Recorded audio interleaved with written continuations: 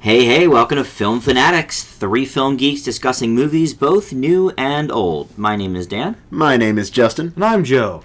This week's slate of new releases includes 2 films that premiered to disappointing results this weekend at the box office, Need for Speed and Tyler Perry's Single Moms Club. And our triple feature of older movies includes romantic comedy Friends with Kids, Pinocchio, and an Oscar-nominated Katharine Hepburn flick called Alice Adams. Our top 5 this week should be a fun one. Our favorite Disney animated films, in honor of Pinocchio, from the first 4 decades of production, the Disney classics pre-1980. Keeping with the Disney theme, before we get started here, it was just announced that in addition to Pixar's new release slate over the next few years and the already announced Finding Dory, they are currently working on Cars 3, yawn, and finally, The Incredibles 2. Very exciting. Been about time. Yeah, Justin, your thoughts on the matter? I'll be honest, if ever there was a Pixar movie that desperately needed a sequel, it was The Incredibles. There's just so much more to go into, so many more routes to explore. Brad Bird, he just knows how to make a good and fun movie, and I'm really glad to see that he's finally taking this up, and hopefully it's going to be every bit as good as the first one. Well, he always said he wasn't going to do it unless he could come up with a script that he liked more than the first one, so I think I have faith in it, if he's still sticking with that thought process. One would hope. Joe? Well, I'm really happy to hear that. I mean, as Justin said, it's about time. I mean, of all the Pixar movies that have been demanding a sequel from the fans, I think I've heard this one the most. Mm-hmm. I mean, people really like The Incredibles. It is a very good movie, and I'm really looking forward to this one. And if that is the mindset he's going for, I trust him. You know, I think that he had a decade or so, to work on it, so hopefully it'll produce a good script. He's proven his worth so many times over. I mean, Iron Giant did not do very well in the box office, but it's still a pretty good movie. He took Mission Impossible in a really great new angle that was a lot of fun, and obviously his work on The Simpsons. Yeah. Well, it's legendary, of course. This falls in line with what Pixar was saying last year. They had announced that since they were releasing no films in 2014, they were going to sort of refocus all their energies and start a 2-a-year model. Oh, wow. 1 original film and 1 prequel or sequel. And that starts next year with Finding Dory. And then beyond that, we'll have Cars 3, Incredibles 2. They keep rumoring around about a Toy Story 4. Nothing is really said about that, but I'm kind of hoping that stays where it is. Yeah, I'm really hoping that stays a dead project. Well, but I don't know. I think potentially there could be a problem there. I don't think the Pixar should get too stuck in their previous films. I mean, admittedly, there are some good little fan bases that are pretty supporting, but Toy Story is a good example. I think the third one was a pretty good conclusion, but it's such a big moneymaker. It's just kind of like, I feel it very possible. Well, that's where they seem to be going. I mean, if you look at every other animation studio, sequels are the bread and butter. Mm-hmm. You look at the Disney pictures of old, and like I said in the top 5, we're going to be talking about a lot of those old Disney movies. Their first sequel wasn't until 1990. It's true. The Rescuers Down Under. They built the Mouse House on original projects. Now, of course, most of them were based on fairy tales and stuff, but they were still originally animated films. Now you got 4 Shreks. You've got 3 Madagascars, soon to be 5 Ice Ages. Sequels seem to be the name of the game, and Disney has stuck pretty true to its non-sequel roots, making things direct-to-video. That's true. Until Planes came out. It's true. Unfortunately, with a lot of sequels, I mean, obviously there is some good money there. And it's a good place to start from an actual established franchise that people love. Right. But that also does run the risk of poor quality and just meshing things out. Well, I think that's why it was sort of nice that they did the direct-to-DVD thing, because that way if people wanted to see more Cinderella or more Aladdin, they could go get the DVD and not have to, shell out $40 to take the whole family to the movies to see it. That's true, but I've seen quite a few of those. And the quality is not great. It's most of those sequels, prequels, spin-offs are pretty bad. Yeah. With the exception of Aladdin. That's a discussion for another time. Fair enough. But you are right. That is one of the few exceptions. Now, I think Pixar does have a higher standard, really, for the most part. Yeah. But then again, until Cars 2 came out. There are tons of cars that it seems to be like their primary thing they're falling back on. But well, their Car Land in Disney in California has like almost saved that park, because that park was not doing very well, and now they have some sort of Cars attraction there that is bringing people in. You know what? I'm not a big fan of it, but if kids like it, that's fine. I just feel that in terms of stories, they have much better stuff to work with, whether it's from Monsters, Toy Story, or Incredibles. I mean, I feel like that should have gotten a sequel years ago, but now it finally is getting something. So that is still good news. Well, and I hope it is a good sign that, Brad Bird wanted to wait until he had something good. And he had other stuff to work on. To write. Yeah. All right, well, let's move into our new releases, and we start this week with Need for Speed. Joe's going to tell us about that. This is an adaptation of the Need for Speed franchise by EA. It stars Aaron Paul in the title role and is directed by Scott Wow. The plot follows Toby Marshall, played by Aaron Paul, a struggling car mechanic with his own shop who is something of a legend in the underground street racing market. Toby is approached by Dino, one of the most vicious names ever. Dino, so dark. Played by Dominic Cooper, a rival racer with a grudge against Marshall. In exchange for offering him a business deal which could potentially save his shop, bad feelings do eventually arise, and this leads to Marshall, Dino, and Marshall's best friend Pete ending up in a street race with everything on the table. Since Dino is obviously a big old meanie, he essentially kills Pete by ramming into his vehicle, causing a fiery death. He then flees the scene, hides the evidence, and leaves Toby to take the fall. 2 years later, Toby is released and has apparently concocted a plan with his friends to race across the country in order to make it in time to defeat Dino in the ultimate underground race called De Leon. In his journey, he is accompanied by a car dealer named Julia, played by Imogen Poots, who serves as the romantic lead to break Aaron Paul out of his shell. The limited time slot requires lots of high-speed chases, crazy stunts, and massive property damage, as Toby flees from the police and bounty hunters Dino has dispatched to stop him. Need for Speed pretty much delivers what you'd expect to hold people over until the next Fast and Furious film or something similar. It's rife with cliches and the stock characters you'd expect from this kind of thing. It also has some pretty obvious plot holes at several key plot points in the film, only one of which is really acknowledged. There's also isn't really much of real consequence for the actions Toby and his friends make. While you can kind of get behind their plight, they don't really seem to care much for the rampant destruction they cause on their journey. They are essentially criminals of a lesser caliber that seem to have Batman-level schemes with James Bond connections of some sort. I actually enjoyed much of the humor, as silly as it was, and I thought that Aaron Paul at least proved that he could do more than his Jesse Pinkman character. The action was great, the stunts were impressive, and the pacing left me pretty intrigued for most of the story. It was not as bad as I was expecting it to be, and I could actually watch it again. I give it a C+. Alright. Well, first off, I have to say that drag racing is easily the stupidest quote-unquote sport that exists. Actual racing's fine, NASCAR, Formula One, but, I mean, and you said it in your review, the rampant disregard for, like, people on the street, like, it's the only sport where people that aren't even participants die frequently. That's what makes it exciting, I guess. And it's, like, littered throughout this movie. So, a movie about complete morons doesn't really appeal to me at all. But, okay, here's the good. Aaron Paul is dynamic enough for what the role requires. There is a story here. It doesn't always make sense. Like you mentioned, it's littered with plot holes. But it does exist. It's there. Some could be better than some Fast and Furious movies. The racing scenes are mostly exciting and shot well, though after the third time or so, the same kind of shots, begins to tire. But, speaking of which, even with all the repetition, I can't say that the 2-hour, 10-minute runtime really dragged. That's about the good of it. I hated mostly every character. Mostly Michael Keaton's obnoxious internet video show host, who in his self is only like half explained. I kind of like that guy. The villain of the film you're supposed to hate, so I'll give Dominic Cooper that he plays the Dino character well, I guess. I wasn't expecting much from this movie, but I would imagine if you're into racing or fast cars, you'll likely enjoy it. But it certainly is not nearly as much fun as the one Fast and Furious movie I've seen, which is number 6. So I will give Need for Speed a D+. Justin? When it comes to car-based action films, it's important to keep the standards low and just simply hope for the best. While I find the increasingly complex but ultimately insane narrative structuring of the Fast and the Furious franchise amusing, there's not much that can be said when the sole purpose of a film such as Need for Speed is to basically emulate that style. The driving's good and sporadically exciting, though nary a cliche is to be wasted. The acting is truly at an all-time low and likely to earn a few Razzie nominations, notably from Aaron Paul and Imogen Poots as the leads.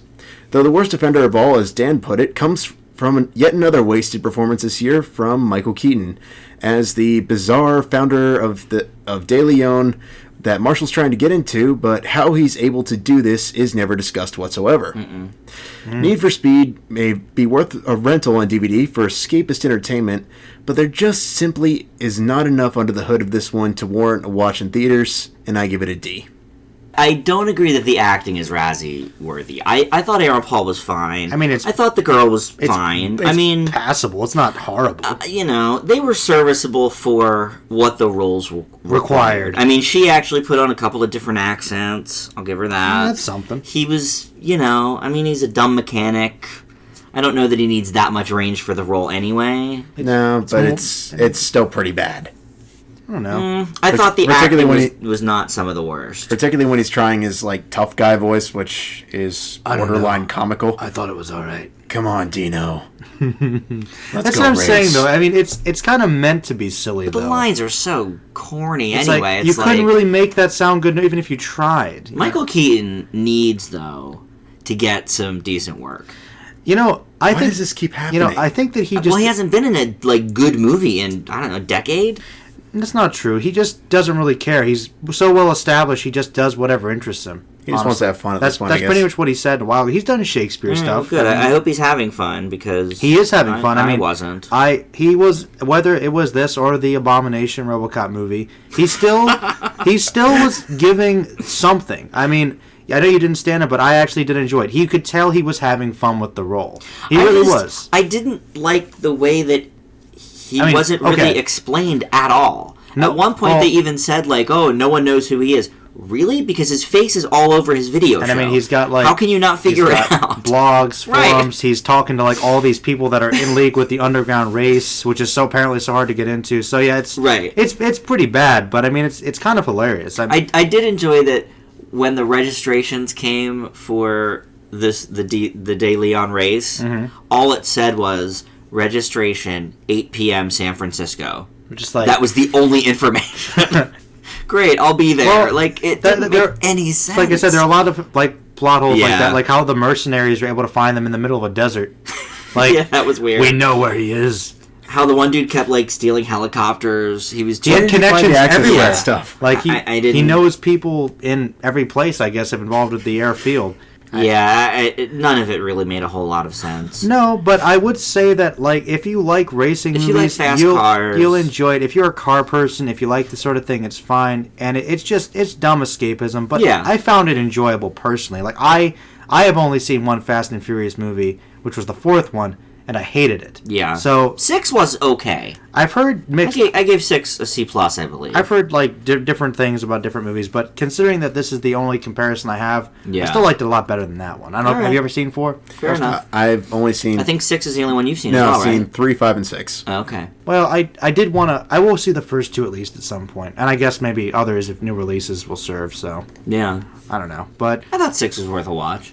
It's one of those things where I've told that there is enough of a build-up with the characters and the storyline that, people have honestly become attached to them, so I would watch them in order, including the fourth one again, because maybe that would help me understand it a little bit. Yeah, those movies have, super fans. They do. They really do. It's got 6 movies. That's why when Paul Walker died, people were, genuinely upset about it. You know what? Look, if you like it, that's fine. I'm fine with it. I'm just saying that based on my little bit of experience with it, I thought Need for Speed was better. Okay. Personally. Well, there you go. Better than Fast and Furious 4. Up next is Single Moms Club, and this is the latest Tyler Perry film. This one stars Nia Long, Wendy McLennan-Covey, Zule Henao, Coco Brown, and Amy Smart as 5 single mothers, mostly from different backgrounds, tasked with putting together an event at their children's private school as punishment when said kids all get into trouble. As you'd imagine, they eventually all bond and decide to form a club so they know they can lean on each other when times are hard. Throw in Tyler Perry himself, of course, and Terry Crews as potential suitors for a couple of the women, and the cast is rounded out. Now, this is sad but true, but Perry tends to be graded a little differently than most other filmmakers. I believe the term would be on a curve. at least for me. Perry is such a terrible writer and has such B or C level talent in his movies that based on that alone, just about all of his films would get a D or an F. So how do you tell them apart? You kind of have to grade a little bit on a curve. But when you get one that's a bit above what Perry usually cranks out, you do have to look at the positives. The story is a little bit less melodramatic than most Perry films, and without the Medea character, more relatable to a wider range of people as well. Now, for the record, I do not think Perry is a bad director or actor, and his abilities at both, though not phenomenal, are adequate for this kind of a movie, and they're on full display here. Calling the humor hit or miss would be an understatement, but it did have a few funny moments, and adding Terry Crews to the Perry family of actors was definitely a good move. He steals every scene he's in, and is the true comic relief in the more dramatic scenes. Single Moms Club is one of the better entries of the Perry filmography of the last few years, and grading on that TP curve, it gets a C- from me. Justin, another Perry F for you? Can't wait. I don't know what you're talking about, Dan. Let's see. Out of the 3 Tyler Perry films I've seen, this one is arguably the most salvageable. Unlike the completely hateful and obnoxious Temptation and the One Note of Medea Christmas, the Single Moms Club has a few moments where the film could have easily created a couple decent dramatic beats. Although the concept of people coming together despite differences isn't exactly new territory, utilizing racial matriarchs could have added some fresh perspective. Instead, Perry apparently felt that there was no way for these characters to come together, and instead focused on each character's one-dimensional arc. Not only are these characters poorly written and littered with atrocious and awful dialogue, alongside terrible development, but he basically reduces the majority of the leads to caricatures, from the stereotypical mammy-like role for one of the leads to the ditzy blonde. This makes the film's near 2-hour running time drag on and feel exhausting, with very little time devoted to any actual form of parenting, which, again, may have lent itself to another potential dramatic beat. Overall, The Single Moms Club is a complete and utter waste of a film, likely to only appeal to Perry purists, and I give it an F. No shock there. But you see what I mean? If you grade all of his films an F, how do you tell which ones are better than the others? As Justin will say, there's different levels of Fs. There's a variety of suck with Perry. Well, I think some of the parenting stuff was alright. You didn't see any sort of parenting in the movie? But like I said, there's very little time devoted to it. Like, when they finally get to it, it's, like, late in the second act, and you feel like if they had, like, thrown it in the start of Act 2 and just built on that over time, it would have been better. But there was one point that Joe and I brought up that continues to bother me. So the entire concept of the 4 moms going out and having a good time while one gets dumped with taking care of 8 to 10 relatively mischievous children seems a little unfair to me. Well, okay. I liked the idea, honestly. I mean, I think that, I'll get to this in my review, I feel like the whole idea of the Single Moms Club is just really underdeveloped. But the idea of, like, these women getting to relate and go out and have some time to be women, just be people, not be parents for a little bit, just bond, I like that idea. But when something goes wrong and somebody flips out at somebody else, I felt like, considering the fact they're supposed to be relating to each other, that was a little unfair. A little bit. I got it, though, in the context of what was going on. But, like, I just felt like you kind of could expect that to possibly happen. Like, it was borderline, like, I felt like I think it was bordering on unfair. Like, I feel like there should have been a little more of a support for the one individual looking after all these kids, because kids can be a handful for even one adult. I felt like she could have had maybe the gentleman over. There is something that occurs later. You know what I mean? Yeah, I agree. I feel like that is a little unfair. I don't know. It's almost like it could be taken in a negative context. Not to mention, there's this scene late in the movie where they're talking about how, like, they've all talked with each other's kids and they're trying to show each one that they're, like, not paying enough attention to their kid, listening to their needs. And I just kept thinking, that would have been really great if they had actually shown that instead of saying it. Instead of saying that and being kind of pretentious about all the things that are bringing them together. There's also another point where she was being very melodramatic and it was very cheesy, but you know, it still kind of made sense. Okay, I'll give you that. Joe, let's hear your review, and we'll continue the discussion. All right. But I just want to say that I have no experience with Tyler Perry. I've seen a little bit of some of the Medea movies, but that's it. I don't really have anything against him. I've heard mostly negative things, but I went into it with an open mind. I don't really care. I also thought Tyler Perry was actually okay in the movie. Like, I thought he's a fine actor. He's not great. I mean, he's never going to win an Oscar. No, but I thought he did okay as well, right. and I thought the directing actually mostly worked. I thought the general story structure worked. But let me get into my review. Tyler Perry seems to be able to offend every race, class, and ethnicity in this movie at some point. However, he doesn't really do it in a way that's really creative or memorable, which I think in a way is worse somehow. Most of the performances are okay, but the dialogue is pretty flat and, like many of the juggled plot points, not very well developed. Even the crux of the film, the support group, isn't really clearly defined. It's really just kind of a babysitting group. Admittedly, this would have allowed the women to socialize and support each other, but not much really comes from it. The characters were all pretty unlikable, and the movie doesn't do much to make you care about them. However, once we get somewhere in Act 2, things sort of become more unified, and there are honestly a few decent moments throughout for some of the actors to bring some borderline dramatic weight. However, this doesn't do much to make up for most of the movie. I appreciate what it was trying to say, but it really didn't deliver its message very well at all, and I would give it a D. I don't think that the characters are necessarily that unlikable. I think there's two of the moms that start out unlikable. I mean, everybody else is sort of, I don't know. Nia Long is fine.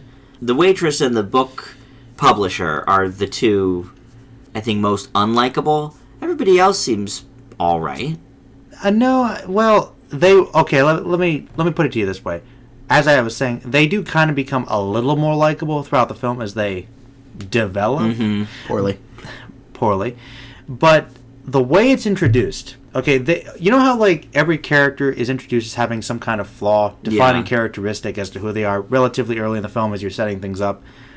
This movie sets them up, and most of them, maybe not all of them, but most of them are just so unlikable in general. There's like nothing about them that you really can get behind. And that's pretty much the way it is for most of the first act of the movie. A good solid chunk of the movie. So even as it's getting better, you still kind of want to hate them. Like, that's the way I felt about it. I didn't really see it that way.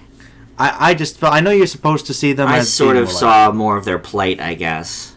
I don't know. I felt like they weren't really that likable throughout the film. I mean, Okay. They did improve, but there wasn't much there. It was okay, but not really. Terry Crews? Terry Crews is definitely one of the highlights of the movie. Yeah. For sure. He was funny. I think if he wasn't in it, it just would have been completely flat. I was a lot of Perry movies. I was kind of taken aback by him, honestly, because I thought that he added a lot more energy than most of the other people did. So it was like, when he came in, it almost felt out of place. Okay. So, I mean, I liked him, but I didn't feel that he... But he was too good compared to everybody else. His romantic relationship, I thought, was just strange, and I didn't get it. Like, he's such a good guy. Why he was trying so hard. Why he's trying so hard for this particular woman, okay, maybe he's trying to help her see something in her, whatever, that's fine. But the fact that she's not willing to accept him, maybe she's got some issues with her previous relationships, she doesn't want to trust anybody, but this guy's being so nice, he's such a catch, and she's just blatantly saying no. It just seemed illogical to me. That he would keep trying. Or that she would stop and she would just not accept it at all. Not even like a conversation like, oh, he's so terrible. Well, with her trust issues with men, I mean, that part makes sense. That's a Tyler Perry classic. I suppose I'm unfamiliar with that trope. The hatred of men. I just didn't understand. Like I said, I felt that he was trying too hard and she was being just too difficult. Like, it just... Things like that. Like, the character relations, they felt like there was potential for good there, but nothing quite jived that correctly. Like, even when they're all bonding and they sort of become semi-likable, it's just... not fleshed out enough. Okay. It just felt, everything felt like it was way too flat to have any real meat to it. Well, you'll be happy to know that all of the things that you wished were in the movie, you'll now get the chance to see, because it's going to be a TV show on the Oprah Winfrey Channel, either later this year or next year. Classic Tyler Perry TV show. Well, hopefully it's better than the movie. So maybe, I mean, not that either of you will watch it, but for those of you that did see the movie and also felt that could have used a little more fleshing out in certain areas, you'll get your chance to see that, hopefully, on the TV show. All right, next up we have Better Living Through Chemistry, and Justin's going to tell us about that. Doug Varney, played by Sam Rockwell, has lived his relatively quiet lifestyle as an unappreciated pharmacist with his cyclist wife, Kara, played by Michelle Monaghan. However, when he comes across an equally unhappy trophy wife named Elizabeth Roberts, played by Olivia Wilde, the two begin to fall in love and contemplate killing her husband and running away to start over. What makes Better Living Through Chemistry's dark humor works as well as it does, and one could argue more than it probably should, comes from the dedication the cast has to their roles. This helps set the stage for comedic timing that, for the most part, hits the mark, without becoming unpleasant. That's not to say that some of these don't come off as a little predictable at times. They do, but the film instills a certain excitement in wondering if and how Doug and Elizabeth are going to pull off and get away with their overall scheme. This helps one overlook some of the indie cliches such as quirky setups and a relatively whimsical score, and keep the humor running smoothly. It's not perfect, but it doesn't try to do too much nor too little, and for that, I'll give it a B. Yeah, Better Living is an averagely funny movie, but relies way too heavy on seen that before setups, characters, and general plot points. The opening credit sequence is very clever, and the film does leave you guessing a few times, but the foreshadowing is pretty heavy for what the conclusion will hold. The Jane Fonda narration is not only completely unnecessary, but a bit confusing at times, though it does result in a very funny, if completely out of place, punchline. Doug's story also has a very unappealing turn halfway through the movie when he's trying to bond with his son and almost turns bad Santa on us. He almost makes it work because it's Rockwell, but only almost. This would have been a very different movie if either of the original leads that signed on previously were a go, Paul Rudd and Jeremy Renner, and it would have suffered for it. Rockwell is now the go-to guy for parts like this, and they suit him, I'm sure, much better than it would have either of those other two gentlemen. Rockwell and Wilde also have good chemistry, no pun intended, and Better Living did give me some laughs, probably more than it should have, but it's got a lot of flaws as well, and for that I'll give it a B-. Joe, what'd you think of this one? Sam Rockwell, as Dan would say, is one of my favorites, and he gives a funny and surprisingly down-to-earth character in contrast to the crazier occurrences in the film. The story is told in a very quaint way that is just unique enough to be intriguing without being overbearing. That we leave for Jane Fonda's omnipotent narrative voice, which tells us much of the exposition and character motivations. While it is a bit overused, it isn't too distracting for most of the movie. Rockwell's character is a new twist on the midlife crisis, and the story does toe the line into some seriously dark territory, but it is thankfully balanced out by a strong atmospheric control of the direction and editing, as well as Rockwell's very good performance. The other cast members do great as well, including Olivia Wilde as a surprisingly complicated trophy wife, to go with the good looks, and a welcome performance by Ray Liotta, who for once is not a mobster.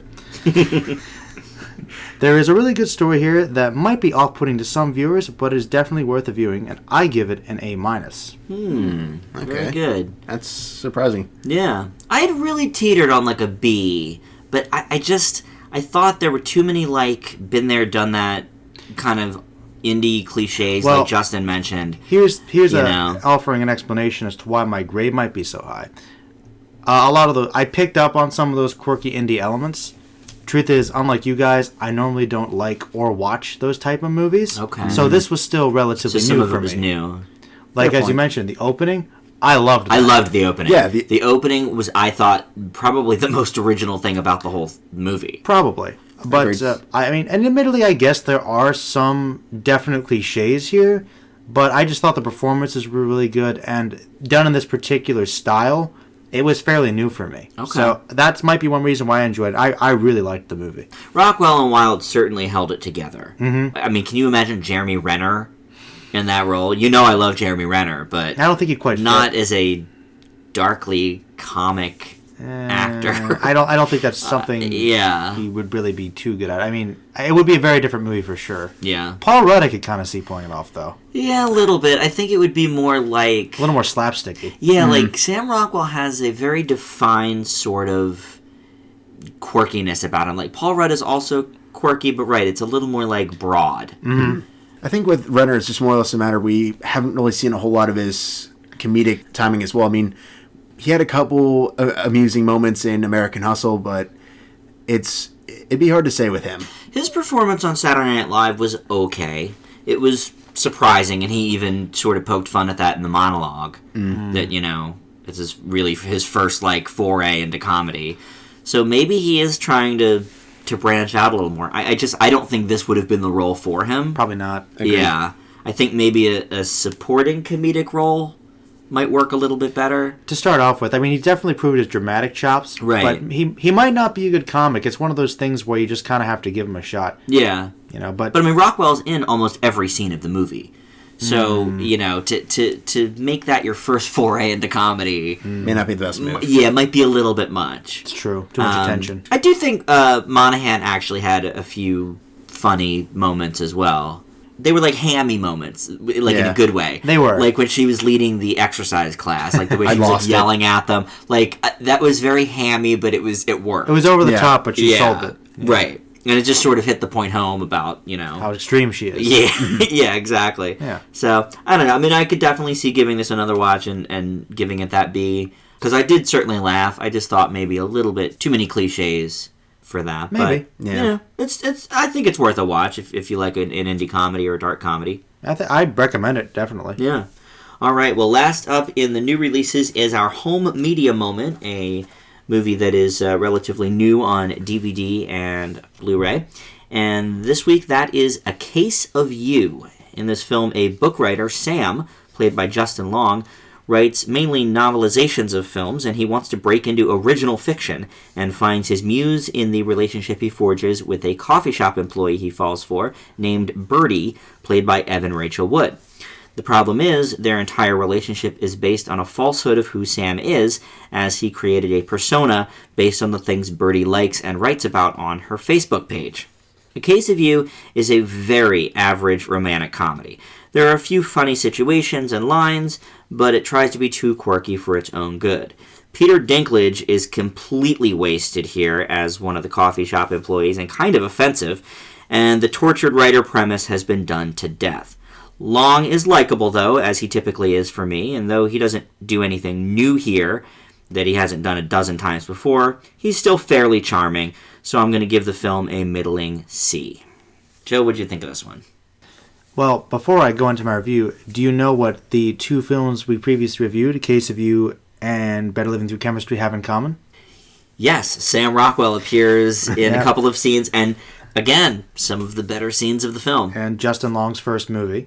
They were both in Galaxy Quest. Oh, I didn't know Justin Long was in that, to His be honest. first movie. Okay. God, he must have been young. He's the nerd that Tim Allen gets angry at. Okay. I remember that. Interesting. Yep, it's a good role.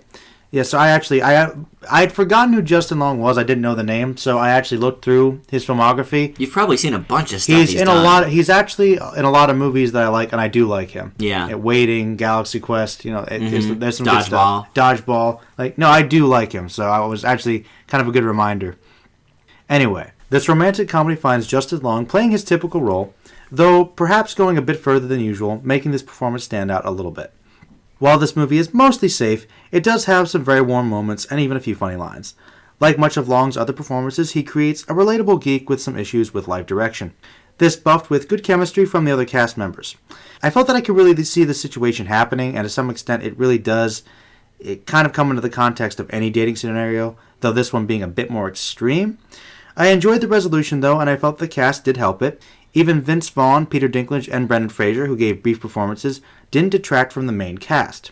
The director used his actors well and kept the film very fluid, and I give it a B. All right. Justin, what'd you think? In the constant onslaught of romantic comedies that get released every year, it's hard to make all of them something original. It's not necessarily that they are awful, but rather more of the same. Such is the, no pun intended, case in A Case of You, which continues the tradition of cliché-ridden and predictable romantic comedies that come out each year.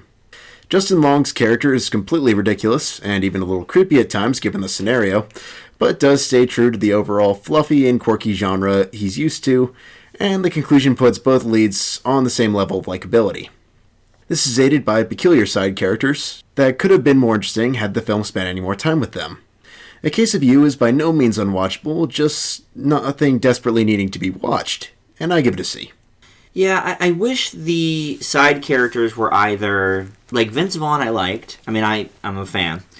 I could have used a couple of more scenes with him, a couple of more scenes with Sam Rockwell. You left the roommate out completely. You left Dinklage out completely.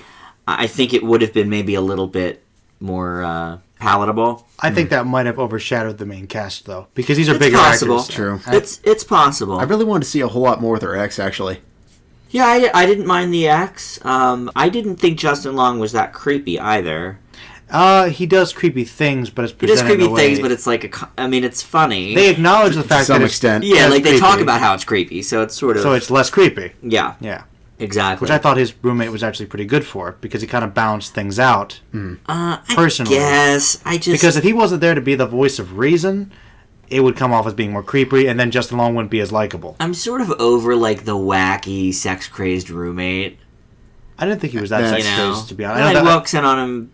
Well, Yeah. Well, At the one people indulge. they do. People indulge. So I mean, There we go. I didn't think it was that out of the place. I mean, I guess. you just saw what was it recently? Awkward Notting Hill. moment. Notting Hill. Not yet. Notting Hill. So you know about the sex very, crazed roommate. very sex-crazed roommate. Chicks love gray. I don't know. Justin sort of said it best. I mean, there's a lot of indie comedies every year. There's not necessarily a reason not to see this one, but there's not really a reason to rush out and see it. I mean, I like Justin Long, so I would seek it out.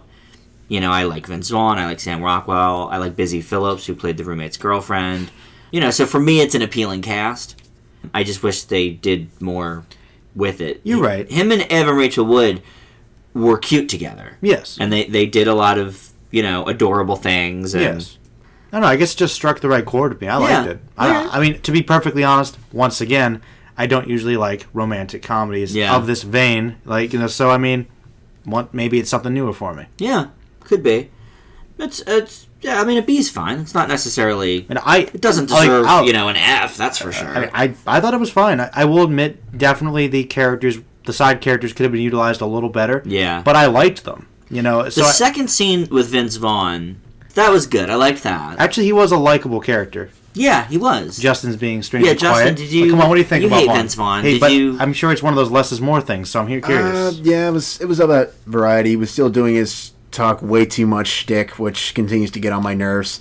But at least they kept him to a minimum. I was kind of surprised why he starts off. They show him in the first act, and then we don't see him again until Act 3. But I'm kind of glad they did that as well, because I think if they had him interspersed throughout the movie, it would have gotten annoying. He was kind of critical to the plot, though. Well, even though I would have liked to see more of him, he was critical to the plot, but only as bookends. He doesn't really need to be in the middle of the movie. No. So I was okay with them leaving Maybe him out, even though I like him and I would have liked to see more of him. But with Vince Vaughn's character, maybe one more scene. Yeah, one I more could have scene. used maybe one more. Yeah. Maybe they actually met beforehand or something, because he seemed like a genuinely nice guy that was supporting him. So yeah, that's true. As an agent. And Justin, you don't really care for Justin Long either, though. You don't? Because I like Justin Long. Actually. I do too. He's kind of likable. He falls in the category of he's just there. I mean, I don't hate him. I don't really think he's anything groundbreaking either. He certainly isn't anything groundbreaking, but I think he's very likable. He works well in the kind of roles that he picks. Like Galaxy Quest, I liked him in. Dodgeball, I thought it was fine, but Going the Distance, I don't blame him for. It's just a mess of a movie. I know you really liked it. I gave it a sweet A. I love Going the Distance. Oh wow! Just for the record. Well, hey, comedy. It's diversion. Yeah, it is. I think it's one of the better romantic comedies that has come along in the last few years. Huh. He's also the go-to sitcom guy. Like if a sitcom needs a love interest for 2 episodes, like he was on New Girl, he was on Mom. They just bring him in, plays the same role, of course, but it seems to work. If it's not broke, don't fix it. Seems to work for him. I mean, let's move on to our top 5. I'm very excited to hear your guys' choices for this. We watched Pinocchio this week for the old classic, which we'll talk about in a few minutes. So for our top 5 this week, we're doing the top 5 Disney animated films, and we're focusing on movies pre-1980. Of course, in the late 80s, Disney had their big renaissance with The Little Mermaid and it's kind of funny. Beauty and the Beast. And it's kind of funny, the cutoff, I was looking at the list, 81 would have been the beginning of things that would have been on my list. Is that right? Yeah, probably. Well, we stuck it to 4 decades, so we end in 1980, and looking at the top 5 Disney animated films. Justin, I'm going to start with you. Number 5, Lady and the Tramp. I just thought this was a sweet, fun love story. It has a couple really good songs. I thought He's a Tramp is great. And it's just interesting to see them find a unique way to bring class conflict into a family film, and for the most part have it work. Number 4 is a little bit of a nostalgic one for me, and that is Dumbo. Was one of my favorites growing up. It has a great message of accepting and embracing who you are. And despite some questionable tone changes throughout the film, I honestly can't really defend the infamous elephants on parade sequence. It's pretty much just a great film. Number 3 is Pinocchio. No, I don't want to say too much about this one since we're reviewing it later on the show, but I just thought it was a really well-told morality tale. It had some very ahead-of-its-time techniques and just some really great underrated characters and a couple ones that will possibly generate some disgust, but we'll save that for the review. And my number 2, Bambi. While it's a little cutesy at times, it's unquestionably one of the best-looking Disney films ever made. And despite its occasional cutesiness, it handles some very adult themes, such as the infamous death sequence with Bambi's mom, talking about growing up, and just an all-around really classic film with something for everyone. All right, good list so far. Joe, let's go to your top 5. 5 through 2, very excited. Number 5 is Jungle Book. It's got a likable character, many likable supporting characters, a good story, and some catchy tunes. Always liked Jungle Book, though it has been a long time since I have seen it. I've actually never seen that one. Really? Yeah. Bare Necessities. I'm familiar with the song. What about Mother Nature's Recipes? Don't know that one. That's a new one. They're very closely related. I Want to Be Like You. Yeah, I know that one. Oh, we won't go there. Number 4 is Robin Hood. It's a good retelling of a story that has always been very dear to my heart, and it has some very fond early memories for me because I believe it is one of the first animated Disney films I ever actually saw. Number 3 is Alice in Wonderland. Lovely animation, great voice work, and a very trippy, unforgettable world. It's probably still the best telling of the story to date. And number 2 is Sleeping Beauty. I love the look and the overall epic fantasy elements of the film, plus obviously having one of Disney's best villains. Yeah, who's getting her own movie this summer, of course. That's right. The Maleficent live action with Angelina Jolie. Alice in Wonderland would have been my number 6. Great movie. Hadn't seen it in a while, but remember it very, very fondly. It's one of the few that I really remember from childhood. Mm-hmm. Bambi couldn't put on the list. I saw it one time when I was like 3. It's the first movie I saw in theaters, and I've never watched it again. I don't know why. I'm not sure if I don't want to deal with the ending or what. But all right, so my number 5 is Lady and the Tramp, just like Justin. I thought this was a really, really cute movie. It's one of the first animal romance movies. Of course, you see that in animated features all the time now, but typically up till this point, a lot of it was the Prince Charming and princess kind of story, or like a Peter Pan or something like that. So I thought that was interesting, and of course, some of the most classic sequences of all time. The two eating the spaghetti together is certainly one of the most indelible of all of the Disney sequences. Number 4 is 101 Dalmatians. This is one of the last films while Walt Disney was still alive. It was made in 1961. He passed away about 5 years later. And I've always really, really enjoyed this movie. It's cute, but it's like not cutesy. And it's also, I noticed, one of the few Disney films where there's 2 parents.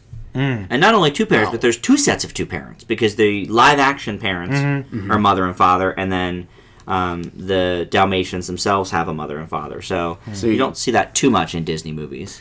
And also, it helps that, Joe, hopefully you'll appreciate this, Rod Taylor from The Time Machine is that is Pongo, the voice of the male dog. He does have a very distinct voice. He does, and it's one of the first forays into like a famous person voicing an animated character. I always thought Pongo's voice like stuck out a lot more, but I did now not know that. Why. Yeah. Yeah. My number 3 is Cinderella. Now, this is one of my favorites from childhood. Great songs, classic Bibbidi Bobbidi Boo, Glass Slipper, yet another great sequence. I think it's probably easily one of my favorite of all of the princess stories that Disney has ever told. And my number 2 is Pinocchio, which we'll be talking about a little bit later. Justin? My number 1 is Fantasia. It's just one of the most iconic and seldom seen or discussed Disney animated films. It marries live action and animation to the music seamlessly. When I was putting this list together, I realized that I had a hard time figuring out what I had seen and what I hadn't seen, because as a kid, it's hard to remember if you were actually like dead on watching it or just sort of like...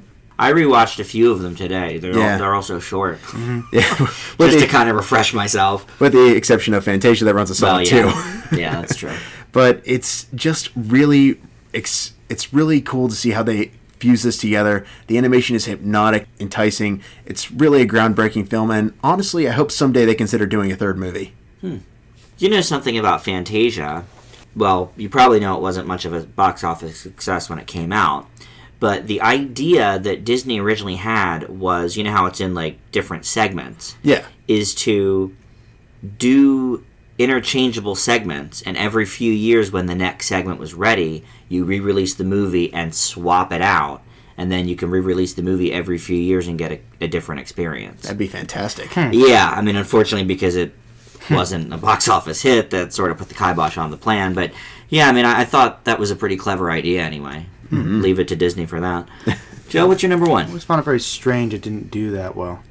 Part of the reason was because World War II happened, and so it cut off some of Disney's territories of showing the film. That's true. And so... But I believe it didn't do very well in the States either. It didn't, because of the way it was rolled out. Instead of putting it in theaters, they decided to do these, like, a road show. And they would book it in, like, one theater in one city at a time. It's very weird. And, yeah, I don't know. I guess he was trying a lot of things back then. It's tough times. It was experimental. Yeah. But I'll pretty much just echo Justin, because my number one is Fantasia as well. It's just got amazing animation blended perfectly with these magnificent pieces of classical music. I mean, it just creates a truly unique and unforgettable experience. And as Justin mentioned, people don't talk about it enough. It really is one of the great visual masterpieces. It's just fantastic. It's one of Disney's best achievements, especially from that time. And it really is a shame that it is not as acknowledged as it should be. It's amazing. So, yeah. Comfortably at number one. Cool. Yeah, that's one I did not get to watch because of its length. I chose some shorter ones today. I haven't seen Fantasia in the longest time. Obviously, Sorcerer's Apprentice, everybody knows. I remember a couple of the other pieces, but there's a lot I really don't remember from that movie. So my number one is Snow White and the Seven Dwarfs, the original Walt Disney feature-length animated film. This was my favorite animated growing up. In fact, it was my favorite until I was in high school and Toy Story came out. Oh, wow. I loved this movie. It's certainly probably one of the more generic ones if you look through the entire list, but when you consider it was the absolute first, and it still does have a lot of originality to it. Some of the songs are great. You know, it's just a classic all around, so that sits at my number one. Good choice. What a great body of work. You know, there were so many good movies to pick from. I mean, I don't think you and I echoed any, Joe, but your list is still great. Yeah. You know, I love every single movie you mentioned. Well, that's good. That I've seen. Except for Jungle Book. Yeah, I haven't really seen it, so I can't say about that. I think it's funny. Like, I will be honest, this was a very interesting list for you to suggest because a lot of the movies, and I'm sure Justin's probably similar, a lot of my favorite Disney movies are actually from the 80s and 90s up. Because that would make sense. Close to what I grew up with. Yeah. But I did see, as I mentioned, a lot of the other Disney films. A lot of the ones that you guys mention as being your favorites are ones that I don't really like or don't remember liking that much. And it's kind of like Pinocchio, where I remembered something about the tone or the atmosphere just kind of disturbed me when I was younger. So it affected my view of the film. But when I watched Pinocchio again, as you might see in my review, I actually did enjoy it a lot more. Cool. So, unfortunately, I didn't get to watch all these again. Yeah. It's going based upon my memory, but still, I think that they were all excellent movies. Yeah, see, when I was a kid, it was before the Disney resurgence. So all I had to go on were all of these movies being re-released in theaters, and once the home video market started in the early 80s, we would rent them and sometimes buy them. And so, I mean, I still have never seen Little Mermaid. Because I was in like 8th or 9th grade already when that came out, so I just But I feel like it would have been big though. It was huge, but my mom is not really into animated movies, so we never really saw them, like as a family, except when we were really, really little. It's a shame. Yeah, it is kind of a shame. And I was actually waiting to see it. They were supposed to re-release it in 3D last year, and then because of sort of the lack of success of Finding Nemo and Beauty and the Beast, and they just sort of scrapped the re-release on that. Which is strange because you'd think those movies would do really well. You would think that. It's very odd. In fact, speaking of the news story at the top of the show, Pixar is prepping to not only re-release Incredibles in 3D before the sequel comes out, of course, but they also are going to apparently re-release Ratatouille, which sort of threw me a little bit. Is that getting a sequel in 3D? I don't think so. Too? I wouldn't imagine. Yeah, I wouldn't imagine, but there's not really much to go off with that, so whatever. That's what I read. I don't know. Sort of weird. Yeah. Odd choice. Okay. But, definitely. But yeah, so, most of my Disney knowledge, because there's a whole slew of 90s and early 2000s I've never seen. Mulan, Tarzan, New Groove, I don't know, Hunchback. Because I was in college or out of college when those came out, so it's like, we just never saw them. They're all pretty good. So that's what I hear. I hear Hunchback specifically is quite good. My favorite. Is it? Yeah, I know other people that have said the same. The only time you're ever going to see Victor Hugo kid-friendly. But well, good list all around. I was excited to hear that. And we'll talk about Pinocchio, of course, momentarily. First up in our triple feature, though, is a new classic. And this week, we picked Friends with Kids. And Joe's going to tell us about that. Friends with Kids is an independent romantic comedy written and produced by Jennifer Westfeldt and starring Westfeldt herself as well as Adam Scott, John Hamm, great person, and Kirsten Wiig, also a great person. Westfeldt and Scott play Julie and Jason, two successful 30-something socialites who are the best of friends. As they observe the ups and downs of the marriages they see as their friends get together, the two of them decide that since they are the best of friends, they can have a child together without having to deal with the complications of marriage or any other kind of real commitment. Despite the skepticism of their friends, the two actually manage to do a pretty good job raising the child, though inevitably things do become more complicated. Though they try to avoid it, Jason and Julie realize that they have built a relationship and that they care about each other more than either was willing to admit. The best thing about this narrative is that it manages to focus on some very real issues with a rather unique perspective. The witty nature of the characters manages to keep them from being unlikable despite their somewhat snobby natures. Everyone breathes real life into these people and keeps the story progressing to an honest and ultimately satisfying conclusion. It might come off as a bit borderline pretentious at times, but it is a generally likable story that works very well, and I give it a B+. Not bad. A little lower than I would have liked, but not too bad. Justin, Friends with Kids. What helps make a great story ultimately comes down to having great characters, and that's really at the heart and soul of Friends with Kids. The interaction and antics between these groups of friends and how they deal or struggle with becoming parents is not only authentic, but often lends itself for great humor as well.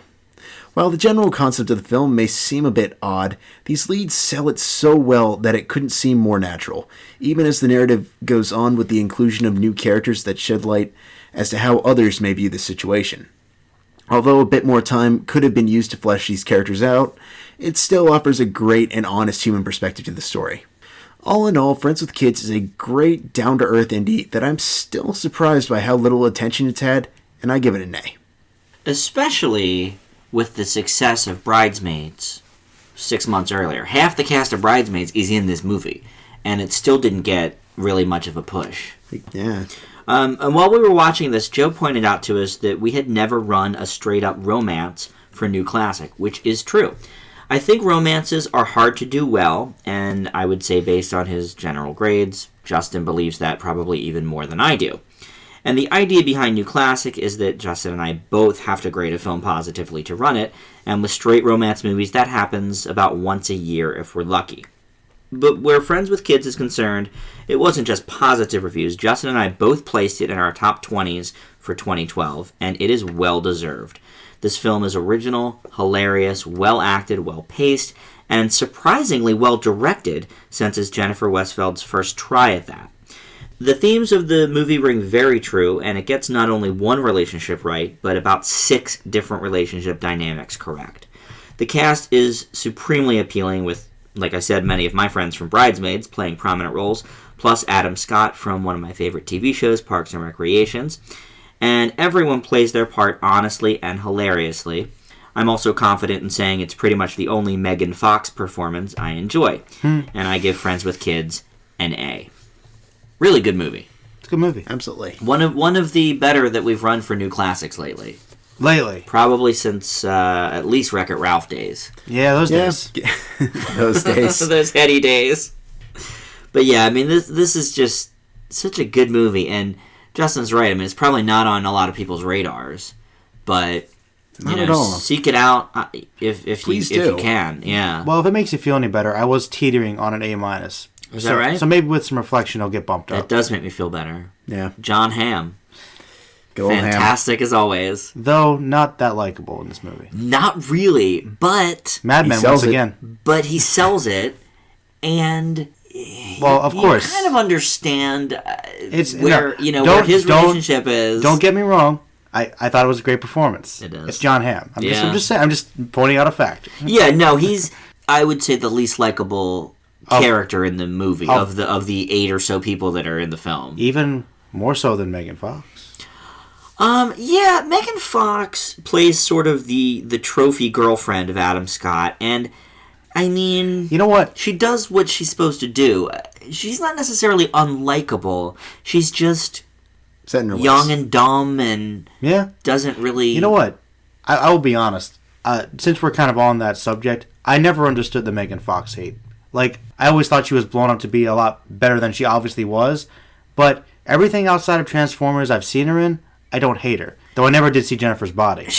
Jennifer's Body is awful. Which I know Justin loves. Yeah, that's terrible. I'll give her this. She was all right in This Is 40. Yeah, I thought that's what I'm speaking of. She's all right in This Is 40. I'll give her that too. But Jennifer's Body was awful. Transformers were awful. Her hosting gig on Saturday Night Live was a train wreck. She doesn't seem that likable of a person. I don't know. Whenever she's in interviews, she seems like she's cold and full of herself, and I don't know. I don't know her. I don't see much information about her. But based on her performances, I don't think she's not a great actress, but I don't think she's god awful either. Okay. And I'd probably side with that. I mean, she doesn't seem like a generally likable person, and there have been testimonies that basically confirm that. Right.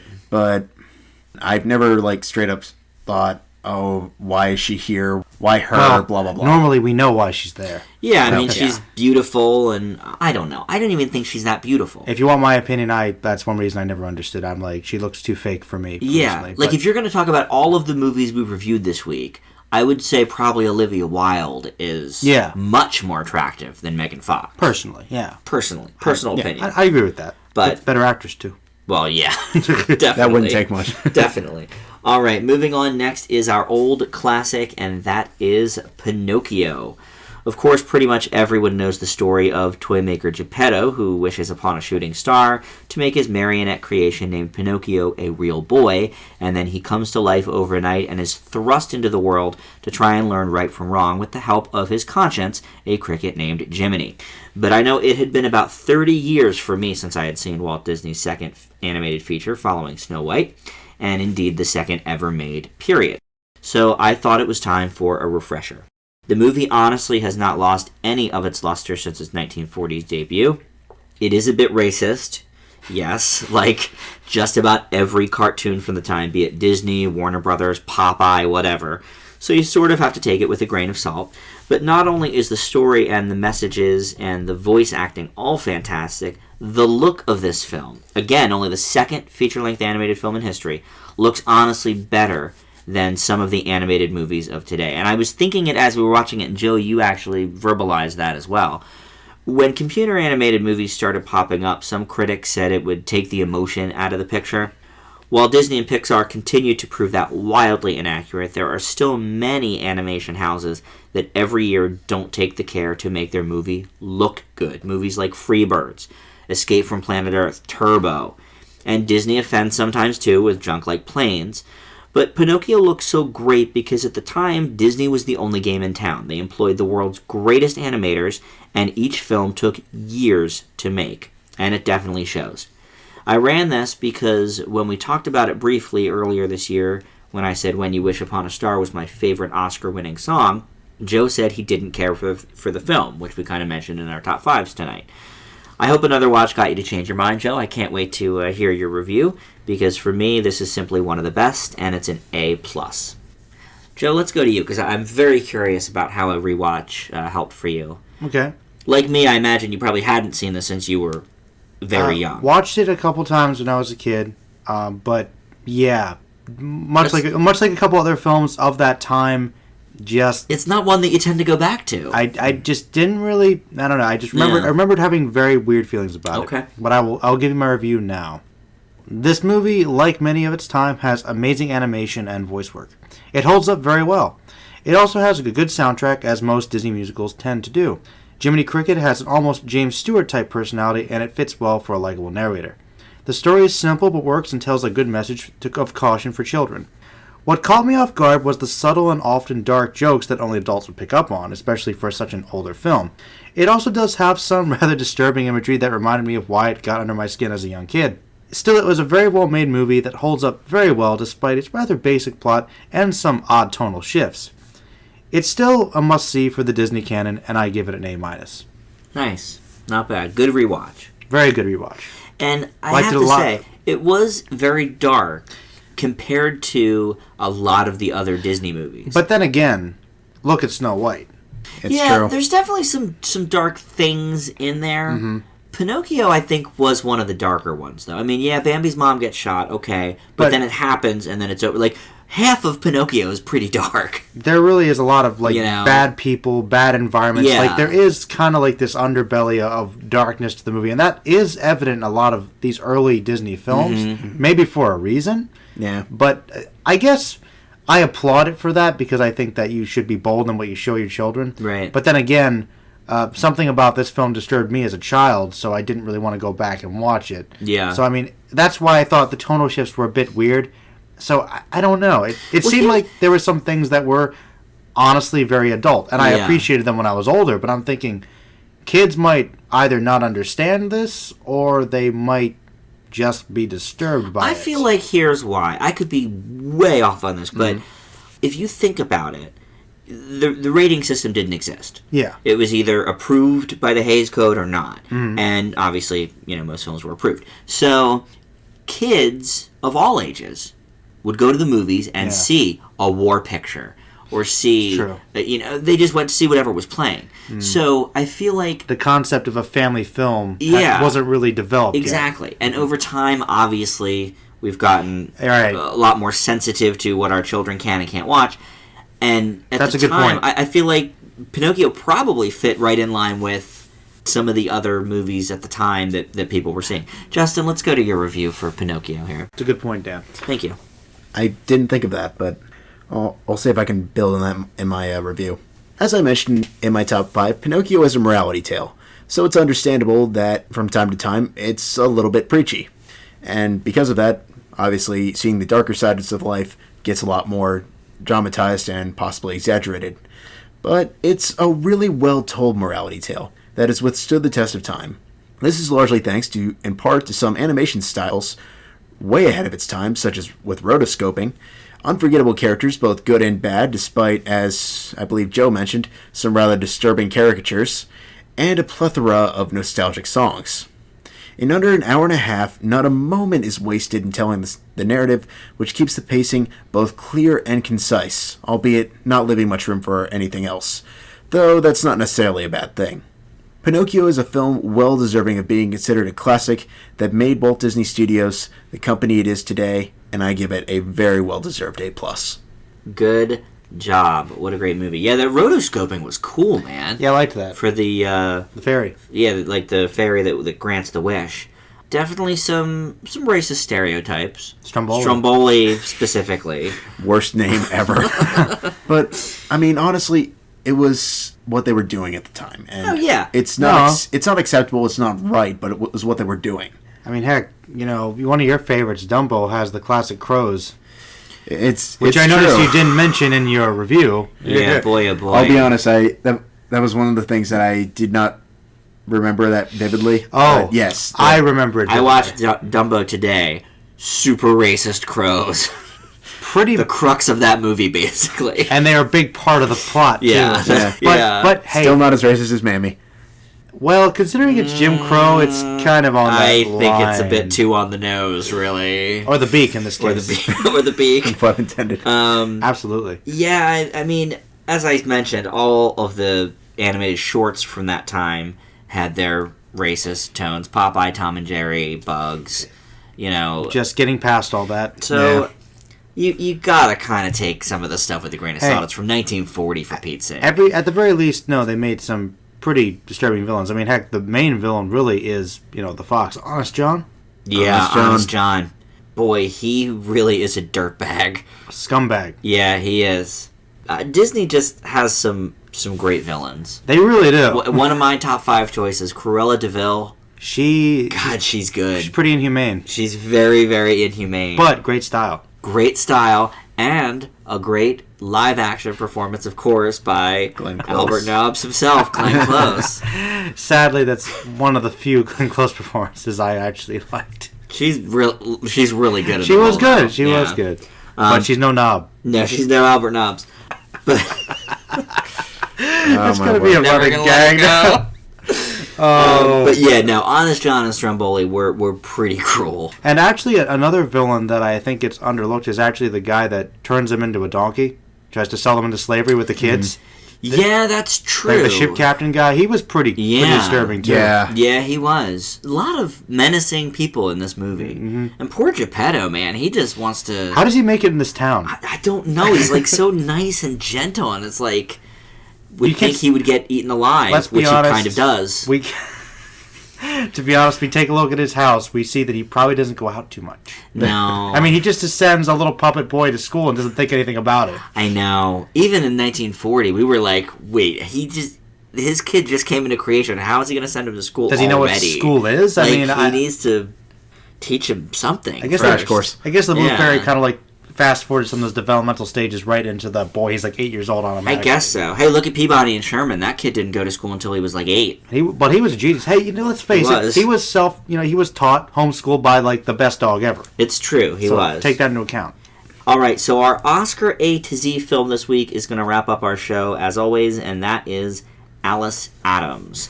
This was nominated for Best Picture and Best Actress for Katharine Hepburn for the 1935 Oscars, another old movie.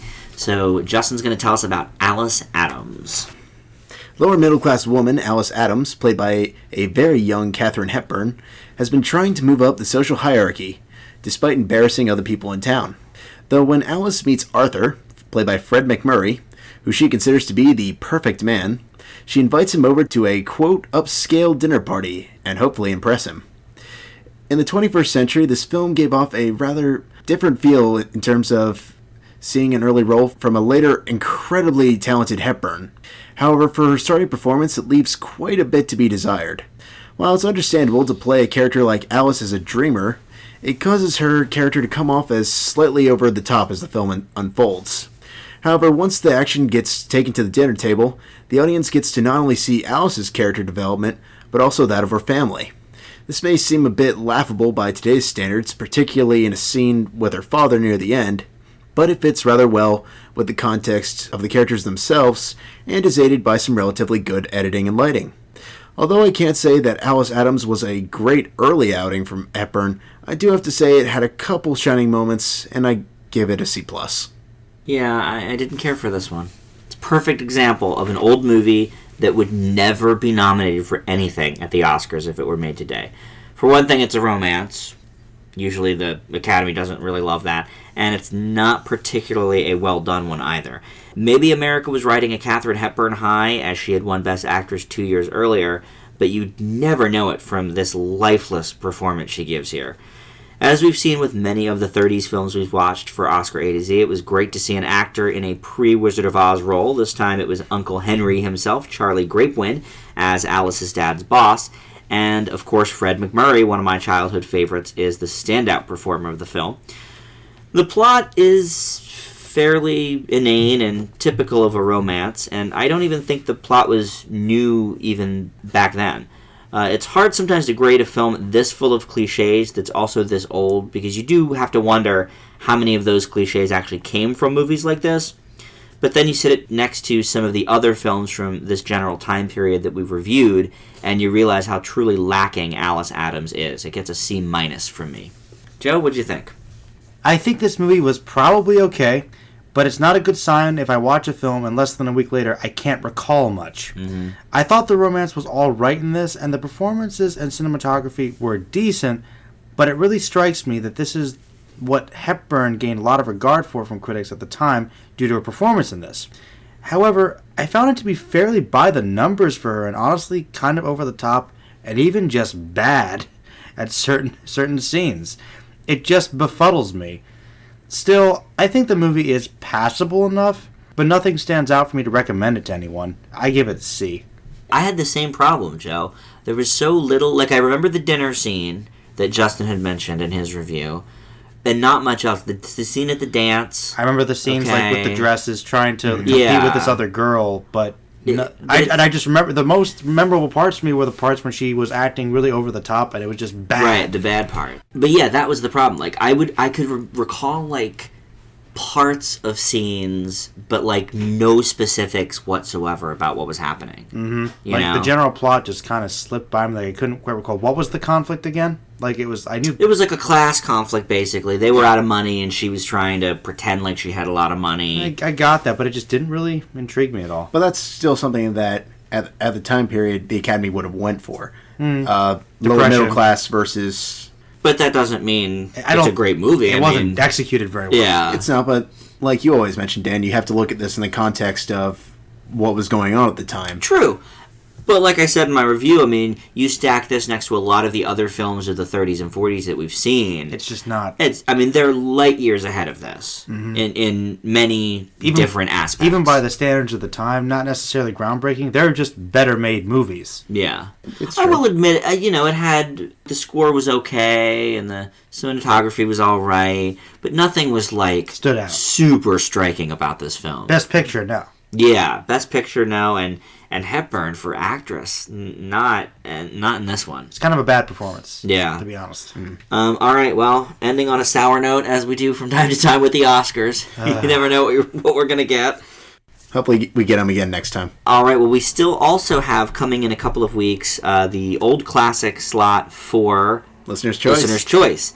So we're gonna do that. We have a couple of nominees for that already, but still plenty of time to get in your pick for Listener's Choice for Old Classic. What do you want us to review for the show? It's got to be more than 2 years old, and other than that, pretty much anything goes. So give us your best shot on that.